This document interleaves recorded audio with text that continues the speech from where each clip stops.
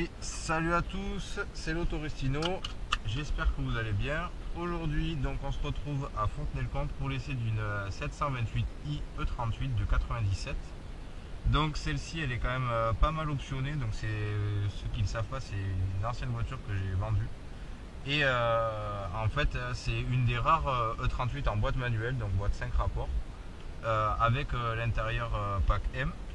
Et vous pouvez voir, il y a les sièges à mémoire, les sièges chauffants.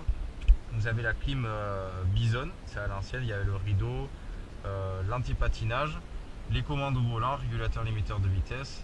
Et après, vous avez le grand classique de chez BMW, l'ordinateur de bord ici, plus là. Je vais vous montrer comment ça se passe. Donc là, ici, vous avez l'autonomie, voilà, conso moyenne, il y a une deuxième conso moyenne, l'autonomie, et après ça c'est distance arrivée, limiteur de vitesse. Et après là vous avez l'horloge. Donc ça c'est à peu près comme la mienne. Au niveau du tableau de bord, ceux qui ne connaissent pas, pareil, en fait vous avez les signaux de défaillance qui s'affichent, bon voilà, si vous avez un souci. Et pareil, vous avez exactement la même chose que là, ici. Donc pour les grandes lignes c'est tout. Donc celle-là c'est un 2,8 litres de 197 chevaux de mémoire et atmosphérique, essence.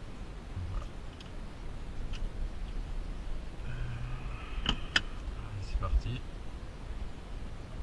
Donc pour ceux qui ne connaissent pas les séries 7, en gros c'est vraiment la très grosse berline. À l'époque c'était le plus haut de gamme de chez BMW de toute façon en termes de luxe et de voitures en général. C'est là où ils ont mis le paquet sur vraiment les voitures qui commencent à avoir beaucoup d'électronique. Donc celle-ci c'est le moteur d'entrée de gamme en essence. Après vous avez la même que moi, le 3 litres V8. Vous allez avoir le 3 litres 5 V8, 4 litres, après ils ont sorti le 4 litres 4 et il y a aussi le V12, si je dis pas de bêtises c'est à 5 litres. Et après en diesel vous avez le 725 TDS, vous avez le 730D et puis après il y a le 740D en biturbo diesel, 240 chevaux. Et celle-là il paraît que c'est quand même un petit monstre pour un diesel à l'époque. En V8 ça devait être assez sympa. Donc là pour nous aujourd'hui c'est donc je rappelle le 2,8 en boîte manuelle. Ça devient quand même assez rare au jour d'aujourd'hui, les cotes elles sont vraiment en train de remonter. Ça c'est une voiture que moi à l'époque quand je l'ai acheté ça valait 1600 € au jour d'aujourd'hui. La même dans l'état ça se trouve au moins à 4000 €, 3-4 000 je pense sans souci. Ça a pris une valeur, c'est assez impressionnant. Alors celle-ci elle a été équipée de base avec les jantes en 16 avec les pneus un peu en boudin. Ils l'ont équipée avec des jantes, des vrais M d'époque. Donc ça lui a... Bon, il y en a qui aiment le style vraiment d'origine et d'autres qui préfèrent avec des jantes. Bon moi c'est vrai que j'aime bien avec ces jantes aussi. Mais le confort des grosses jantes en 16 c'était quand même impressionnant. C'est vrai que les jantes en 16 moi j'aimais beaucoup. Au niveau du confort après esthétiquement on n'aime pas.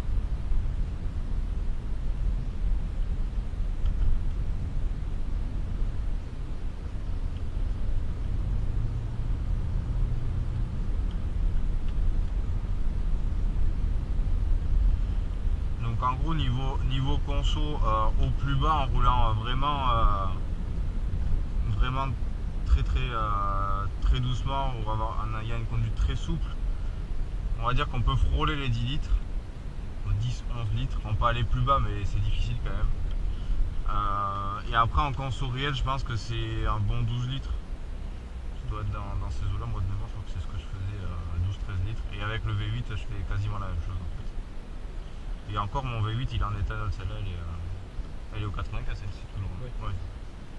98 ouais.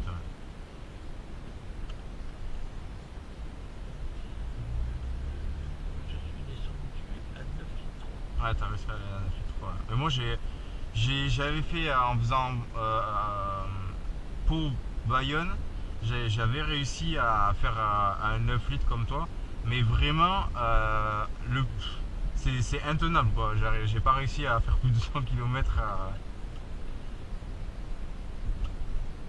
Alors celle-ci, pour ceux qui se posent la question, je ne sais pas si vous allez arriver à voir, elle a 384 000 et elle est quand même bien tenue niveau mécanique.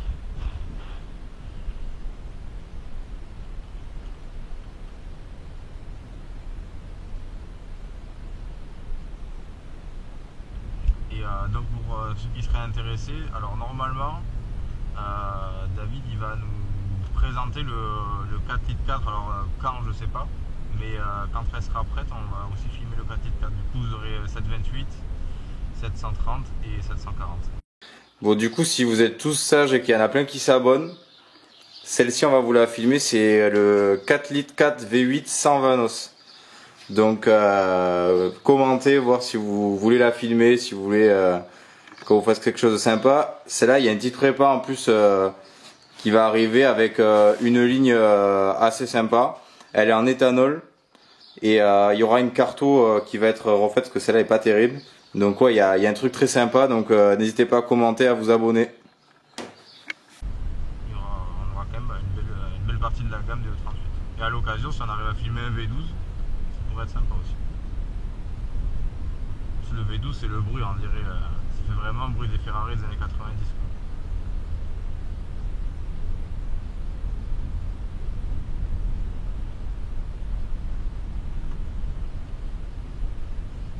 C'est vrai, je me rappelle, ça c'est bien les sièges à mémoire parce que s'il y a plusieurs conducteurs sur la même voiture, chacun se met sur son numéro et après. Voilà. Moi j'ai le numéro 3, Ouais. David a le numéro 1 et le numéro 2. Ah, t'as un numéro 2 en gros c'est. Bah, c'est Ah oui, c'est la Webull. Ah oui. Là, c'est à droite, enfin à gauche, pardon, le circuit de Fontenay. Oui. On va aller voir, mais enfin on peut y aller, on sait pas. Théoriquement, je sais pas, de toute façon c'est samedi, il y a peut-être quelque chose. Au moins voir la tête qu'il a, mais je suis jamais allé.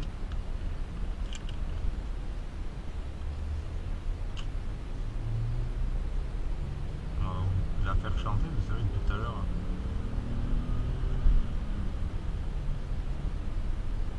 C'est vrai qu'elle est vachement aseptisée celle-là.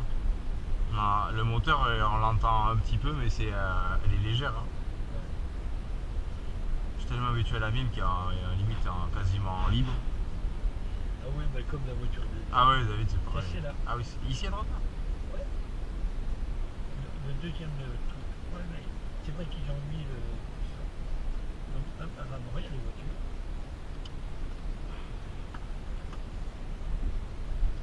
Et ils n'ont pas de personnel à l'entrée là, ici.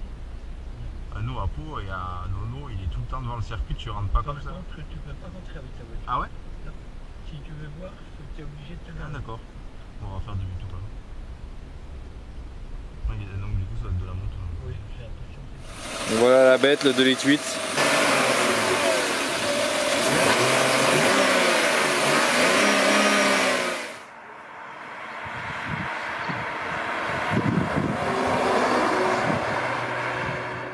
Donc je vais vous montrer les petites options sympas qu'il y a sur les E38 que vous connaissez pas forcément si vous avez jamais eu le modèle.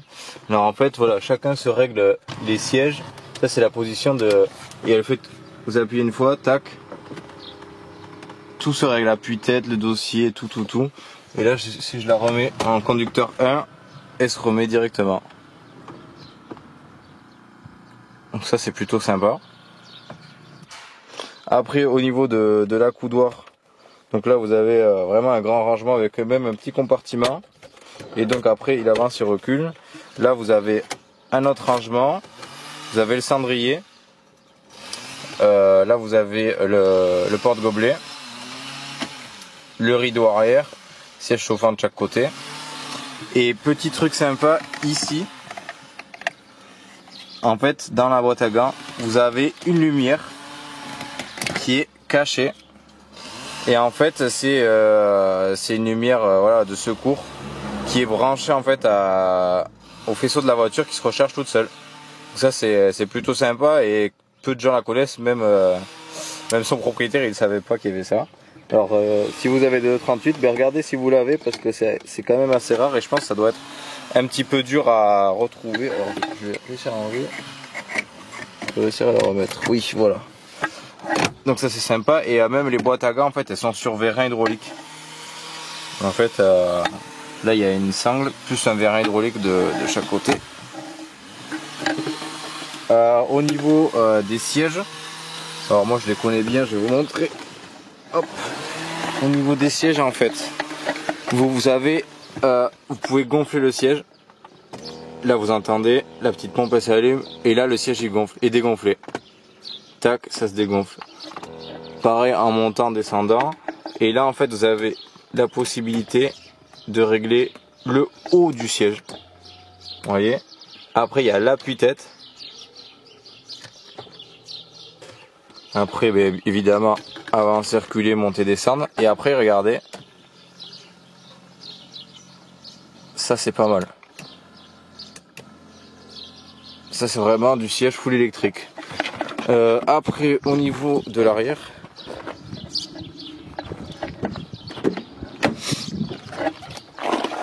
Au niveau de l'arrière en fait vous avez au milieu pareil petit porte-gobelet en plus. Là bon petit rangement. L'accoudoir. Accoudoir pareil avec rangement. Bon ça c'est du classique hein. Mais je vous le montre, c'est pour ceux qui en ont jamais eu, peut-être qu'ils ont envie de découvrir un petit peu comment ça se fait. Et les ceintures sur les allemandes c'est sur le milieu. Et après celle-là elle a le radar de recul en plus. Et là vous avez on appelle ça la pharmacie en fait, qui normalement vous avez les pansements etc. Bon là ça y est plus, mais normalement vous avez un kit complet. Donc voilà, et puis après bon, évidemment les cendriers dans les portes comme ça, parce que de base c'est censé être une voiture où la meilleure place c'est la place arrière quoi.